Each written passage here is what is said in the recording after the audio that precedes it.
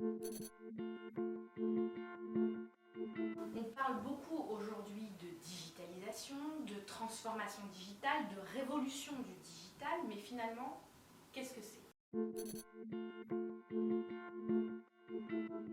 Alors, qu'est-ce que c'est?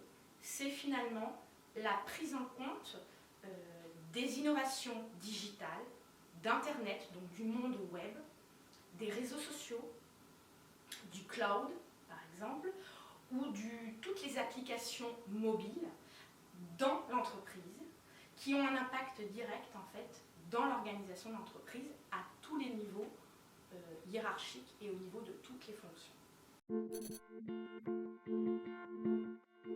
La digitalisation, la plupart d'entre nous, c'est qu'elle vient avec l'innovation et la rentabilité. La digitalisation, c'est travailler en temps réel, partager l'information de manière plus facile, plus rapide, travailler en réseau à travers des réseaux sociaux internes, à travers des sites et des outils collaboratifs. Aujourd'hui, un compte sur 3 est ouvert à distance, en ligne. La consultation des comptes bancaires ne se fait plus au guichet, mais bien via le site internet ou même via l'application du téléphone mobile. Si on prend l'exemple du secteur des compagnies aériennes, on se rend compte que le parcours client dans son intégralité a été transformé et digitalisé. Le client, au moment de l'achat du billet, peut lui-même être autonome en choisissant et réservant son billet sur Internet. Puis ensuite, l'enregistrement peut se faire de façon automatique, aussi bien sur les bornes que via son mobile.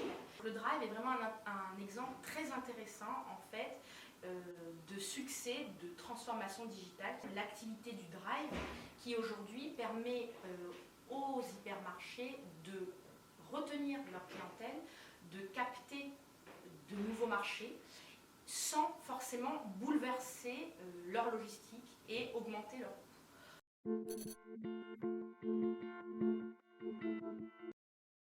La digitalisation, d'un côté, va transformer les modèles économiques existants, mais d'un autre côté, va également faire émerger de nouveaux métiers. Me vient en premier à l'esprit le mobile qui a complètement révolutionné les métiers du marketing et de la communication. Aujourd'hui, on parle non plus de marketing personnalisé simplement, mais on va au-delà puisqu'on fait du marketing individualisé, géolocalisé, en temps réel grâce à des technologies telles que les beacons ou le géofencing. Le second exemple qui me vient est l'exemple du métier du recruteur, puisqu'aujourd'hui on est sur du zéro papier grâce à la digitalisation notamment.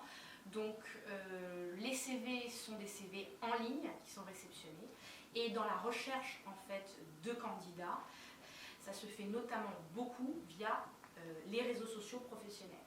Donc il y a une véritable modification des outils et des techniques du recruteur qui devient un recruteur digital.